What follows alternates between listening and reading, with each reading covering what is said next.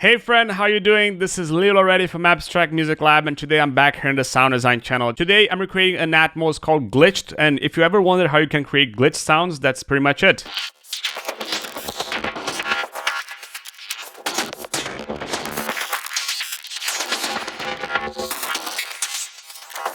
Pretty cool sound. If you want to listen to it in context, you can put this in the breakdowns, and especially for background noises.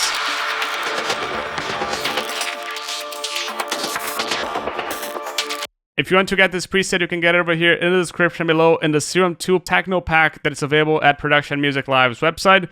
But now let's get started with this tutorial, and let's get started with the sound design. It's going to be a long one, so hang on tight and let's get started. This is pretty much how it sounds at the moment. Just a saw wave, but it's going to be a lot more complex. Now, default shapes, -1 in the octave. We're going to already select an FM from the sub. But again, we don't have anything in the sub, so sub, we're going to put the sub as 0, level all the way down, and now we're going to push this FM. You can see how it changes the sound. Now to finish it up, we're going to pick the level, put it all the way down, and we're going to go and start selecting here an LFO1, a Chaos Lorenz. We're going to pick the X and put it in here. You can see how it already wobbles a little bit. We're going to put this just to something like this. And we're going to do some changes over here. It's going to be free and it's going to be 1/8.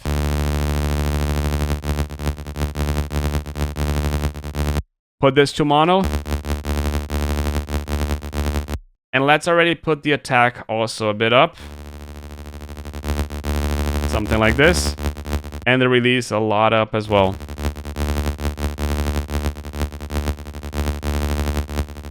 You can see how this already creates some glitches. Now we're going to go into the noise.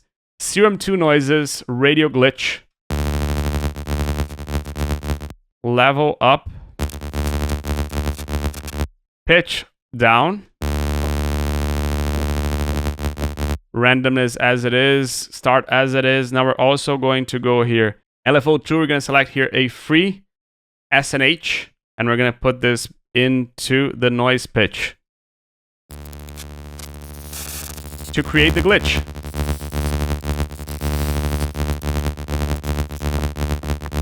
And now where things start to get fun, we're going to use here an Oscillator B Granular. So we're essentially using grains of the sound and not a wavetable to create the sound. We're going to go and select first a Tiger growl, just so you can listen to it. Gonna put this 2 octaves up, and we're gonna put this here to a forward loop. Now we're also going to limit here the amount that we want. We're gonna pretty much want the start of the number and the end of the number here. Now this, we're going to go and put this somewhere in the end of M. Now the crossfade between the grains, we're going to activate this over here and put it somewhere like this. You can see how this already makes the sound a bit stereo just by activating this. Now scan, we're going to put this a little bit down, something like this. This scan rate is pretty much going to look in less points because it was at 100%. So now that we set it to 40%, it's going to look for less points within that loop that we selected. We're going to also put a bit more density here.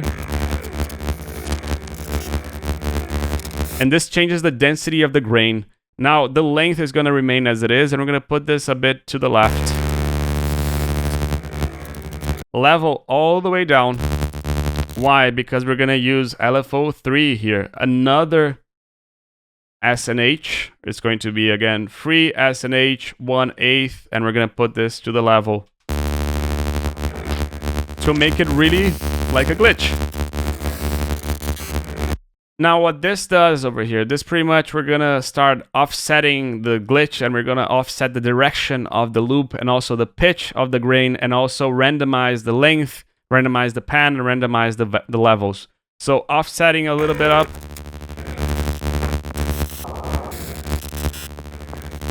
Now we're gonna also change the direction a little bit. You can see that sometimes it goes backwards. Pitch as it is, randomness of the length also a bit up. Now randomness of the pan. And randomness of the level. Somewhere like this. To finish it up, warp. This opens this new tab, and we're gonna essentially add a tube distortion already to this.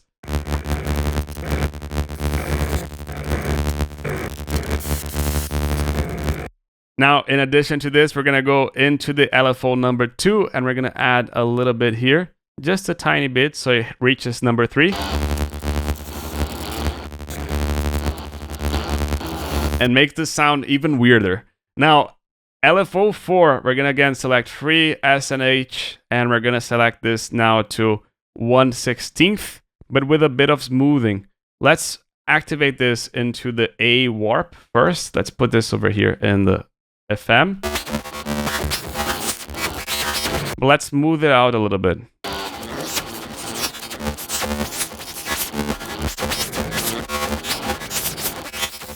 Really weird sound. Now, filter number 1. We're going to start by selecting filter number 1 over here. And this is going to be an MG12. It's going to be A and B. We're going to pick this cutoff, put it a bit up. Somewhere over here. But the LFO 3 is going to modulate a little bit of the sound.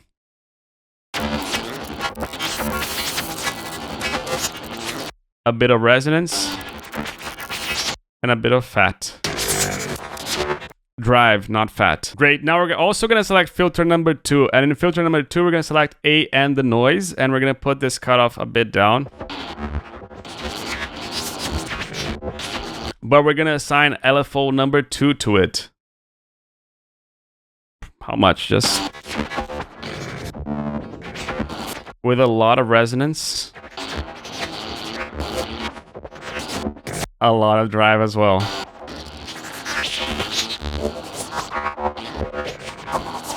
Really weird sound, right? Now, going into the effects sound, we're going to go and select a convolve, which essentially we're going to merge two sounds together. We're going to merge the signal from the convolve with the sound that we already have. We're going to go and select a long digital chamber.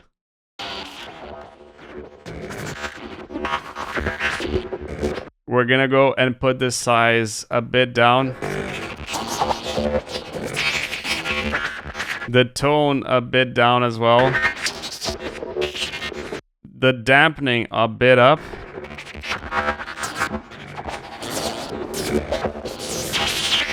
And the mix a bit down. But we're going to use LFO number 5 to modulate this mix as well.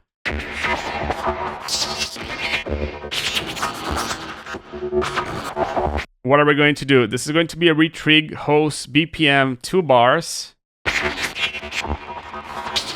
And we're going to do some shaping over here.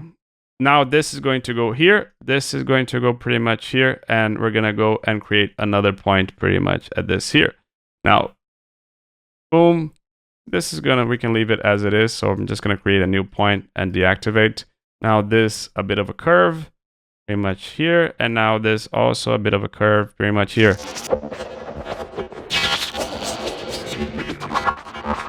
So you can see how it creates sudden bursts of convolve into the sound. Now compressor, we're gonna select a multi-band compressor. Threshold a little bit lower. Attack a little bit lower, and release a bit higher. A bit of gain over here. Nice. And now we're not going to do anything in this point, but we're going to raise a little bit of the level as well. Lower the low end. Right here, and raise the mids. But essentially we're raising the mids, raising the highs, lowering the lows. We're kind of EQing the sound, and that's what we're doing with this multiband as well. EQ, Now in the EQ, we're going to select a low shelf and a bell. And in the low shelf first, we're going to keep the Q as it is, just lower the gain a lot.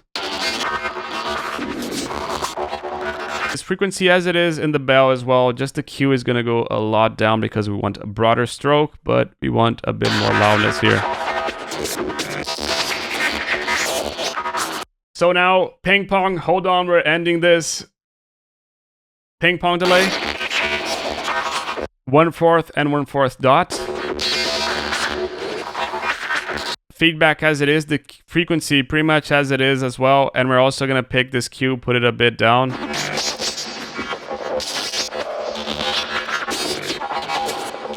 Let's choose an utility, make the bass a bit mono, so just something like this.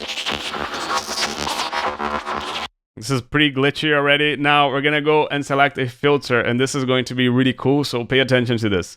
There's a new type of filter in the Serum 2, which is called the DJ mixer, which essentially emulates the DJ mixer from where you're DJing. We're gonna go and put this somewhere over here. You can see how this low cuts, and if you go higher, we start high cutting it. Now, when we low cut, we're gonna put this somewhere over here. Cool, but we're gonna assign LFO 6 somewhere over here. And you can see how it's going to make the filter change a lot. This is going to be a free host BPM 1.5. So to activate 1.5, you activate the dot. 1.5 bars. Left here at 75%, this curve, and this at 37.5. Now, in addition, this is going to be really cool. We're going to go here and select here a sawdown. Again, touching the bar, but this is going to be exactly a 2x2 here. 2x2, okay? This is going to be re-triggered, the host BPM 116. Nothing was assigned to it yet, but we're going to also assign a little bit of smoothing here, just a tiny bit. Now, where are we going to assign this? We're going to assign this into the level of the filter. So over here, but in a unipolar, hold Alt-Shift.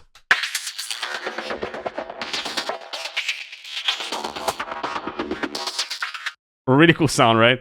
Now, lastly, to finish it up, reverb. And in the reverb, we're going to select a hall reverb.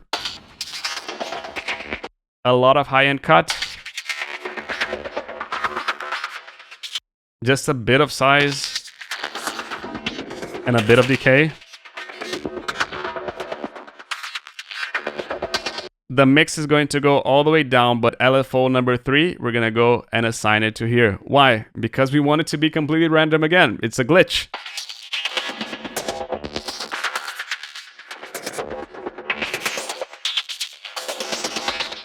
And that's pretty much it. Really cool, glitchy sound in context. This is just one note, but if you want to play other notes, you can as well. That's why I haven't shown the MIDI, but that, again, it's just pretty much one note looped.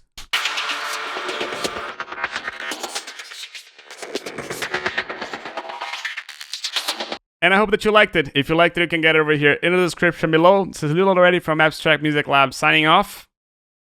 Ciao.